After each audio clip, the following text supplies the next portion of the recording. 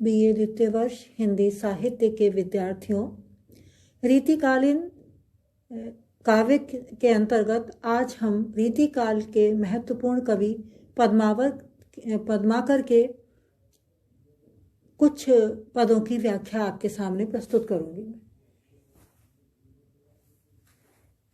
पद्माकर रीतिकाल के प्रसिद्ध कवि हैं। पद्माकर श्रृंगार युगीन काव्य परंपरा के अंतिम चरण के प्रसिद्ध कवि माने गए हैं। जिन पदों की आज मैं व्याख्या कराने जा रही हूँ उसमें सर्वप्रथम पद्माकर का एक प्रसिद्ध पद है जिसमें उन्होंने बसंत ऋतु के आगमन के पश्चात प्रकृति में जो परिवर्तन हुआ है या प्रकृति में जो चारों ओर सौंदर्य छा गया है उसका चित्रण किया है। कूलन में केली में कछारन में कुंजन में क्यारिन में कलिन में कलीन किलकत है, कहे पद्माकर परागन में पौनहु में पालन में पिक में पलासन पगत है। द्वार में दिशान में दुनी में देश देशन में देखो दीप दीपन में दीपत दिगंत है। वीथिन में व्रज में नवेलिन में बेलिन में वनन में वागन में बगरो बसंत है। प्रस्तुत पद्यांश में बसंत ऋतु के आगमन पर प्रकृति के सौंदर्य का चित्रण कवि ने किया है।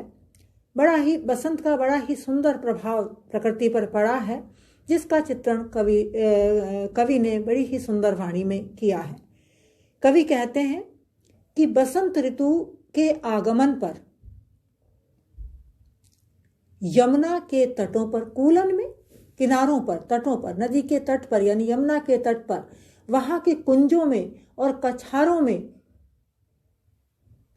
पशु पक्षी एकांत में इस मनोहर वातावरण में क्रीड़ा कर रहे हैं, एकांत में विचरण कर रहे हैं या केली क्रीड़ा कर रहे हैं। क्यारिन में कलीन किलकत हैं। इसके अतिरिक्त उपवनों की छोटी छोटी क्यारियों में पुष्पों की कलियां मानो किलकारी मार करके हंस रही हैं, यानी कि पुष्पों में, लताओं में, वृक्षों में, पौधों में जो कलियां आ रही हैं मानो वो किलकारी मार करके प्रकृति के आनंद को, उसकी हंसी को अभिव्यक्त कर रही हैं। कहे पद्माकर परागन में पौनहु में, पद्माकर कवि वर्णन करते हैं कि वन उपवन क्यारियों में, कुंजों में सब जगह बसंत का प्रभाव हो गया है और पुष्पों के पराग कण की सुगंध वायु में, सुगंध से वायु युक्त हो गई है, अर्थात वायु में भी पुष्पों के पराग कण प्रवाहित हो रहे हैं जो प्राणी को बहुत अधिक आनंद प्रदान करने वाले हैं। पालन में पिक में पलासन पगत है, अर्थात चारों ओर बसंत की सुंदरता छाई हुई है। आगे कवि कहते हैं कि फूलों के पराग में, पवन में, पत्तों में, कोयल की कंठ में और पलाशन में, पलाश की झाड़ियों में, उसके पुष्पों में भी चारों तरफ बसंत की सुषमा फैली हुई है। द्वार में दिशान में दुनी में देश देशन में, प्रत्येक द्वार पर, सभी घरों के द्वारों पर, दिशान में सभी दिशाओं में, दुनिया में, सारे संसार में, अलग अलग देश और देशांतरों में, द्वीपों में बसंत की सुषमा चारों ओर फैली हुई है, चारों ओर दिखाई पड़ रही है। इसके अतिरिक्त बीथिन में ब्रज में नवेलिन में बैलिन में, ब्रज की गलियों में, नवीन लताओं में, वनों में, बागों में, सब जगह ऋतुराज बसंत का सौंदर्य फैला हुआ है। इस प्रकार कवि बसंत के आगमन के पश्चात प्रकृति में जो सौंदर्य युक्त परिवर्तन होता है उसका बड़ा ही सुंदर वर्णन अपने शब्दों में यहाँ पर कवि पद्माकर ने किया है। यहाँ इस पद में अनुप्रास और यमक अलंकार का सुंदर प्रयोग हुआ है और ये छंद के रूप में यहाँ कवित छंद का प्रयोग किया है। प्रकृति का सुंदर चित्रण यहाँ पर कवि ने किया है। अगला कवित है। हे थिर मंदिर में न रहो, गिरि कंदर में न तप्यो तप जाई, राज रिझाए न के कविता, रघुराज कथा न यथामति गाई। यों पछितात कछु पदमाकर, कासु कहो निज मूर्खताई, स्वार्थ हूं न कियो परमारथ, यूं ही अकारथ बेस बिताई। पहले कवित्व में तो प्रकृति का चित्रण, प्रकृति का वर्णन कवि ने किया है, बसंत ऋतु के सौंदर्य का चित्रण किया है। दूसरे कवित्व में यहाँ कवि ये कहना चाहता है कि उसने जो काव्य सृजन किया है या अपना जीवन जो व्यतीत किया है उसमें तनिक भी परमात्मा की भक्ति नहीं है और इसे वह अपनी मूर्खता मान करके पश्चाताप करता है। कवि अपने मन की व्यथा, अपने मन की पीड़ा या उसने जो ईश्वर की आराधना नहीं की है उसका पश्चाताप इन शब्दों में व्यक्त करता है। वे थिर मंदिर में न रहो, मैं एक क्षण के लिए भी मेरा मन ईश्वर के आवास में स्थिर नहीं रह सका, अर्थात मैंने कभी मंदिर में जाकर के, पूजा स्थलों पे जाकर के उस परमात्मा की आराधना नहीं की। गिरिकंदर में न तपियो तप जाई, इसके अतिरिक्त मैंने अपने मन और विचारों को शुद्ध करने के लिए पर्वत की कंदराओं में जाकर के भी तपस्या नहीं की है। वहां तपस्या करके मैं अपने मन को, अपने विचारों को, अपनी आत्मा को शुद्ध कर सकता था, लेकिन मैंने ये कार्य भी नहीं किया है।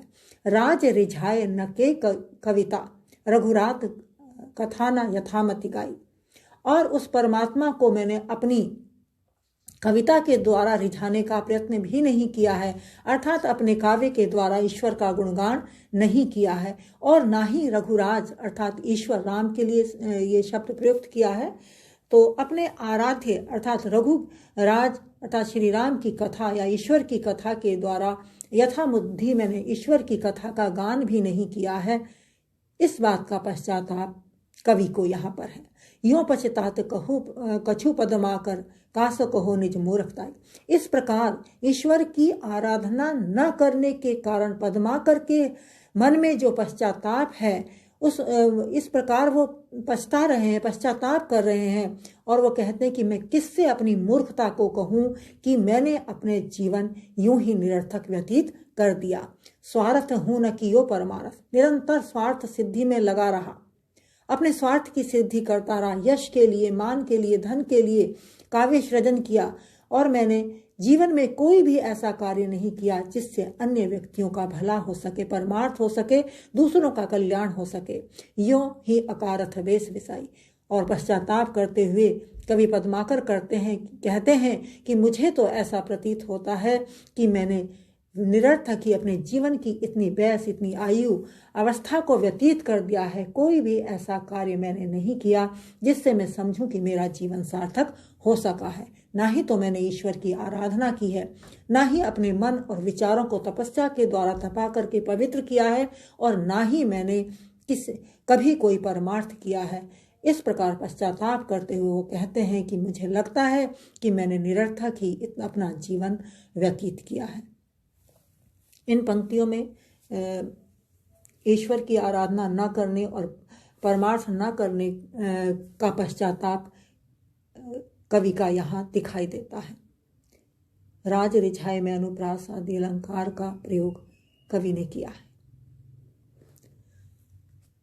इसी क्रम में आगे जो कवित है, भोग में रोग वियोग संयोग में, योग में काय कलेश कमायो, त्यो पद माकर वेद पुराण पढ़ियो, पढ़ी के बहुवाद बढ़ायो, दौर्य दुरास में दास भयो पे, कहूँ विस राम को धाम न पायो, कायो गमायो सु ऐसे ही जीवन, हाय में राम को नाम न भायो।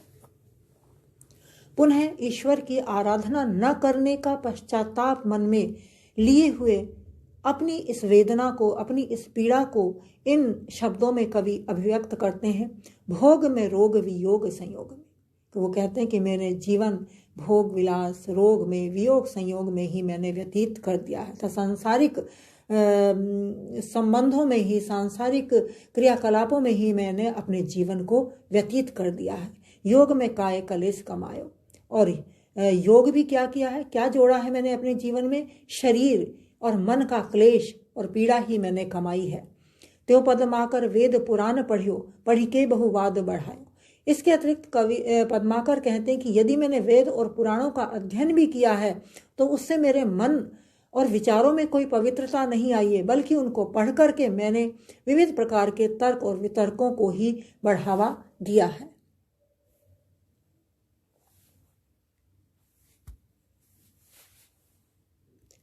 दौर्य दुरास में दास भयो, पे कहूँ विश्राम को धाम न पायो, कायो गमायो सु ऐसे ही जीवन, हाय पे राम को नाम न भायो। और इस प्रकार कवि कहते हैं कि दौर्य दुरास में दास भयो में, और इस संसार में दौड़ भाग करते हुए मैं वृत्तियों का या कहा जाए इच्छाओं का दास ही बना रहा, और दिन रात सांसारिक इच्छाओं की पूर्ति के लिए मैं भागता रहा, दौड़ता रहा। एक पल के लिए भी मुझे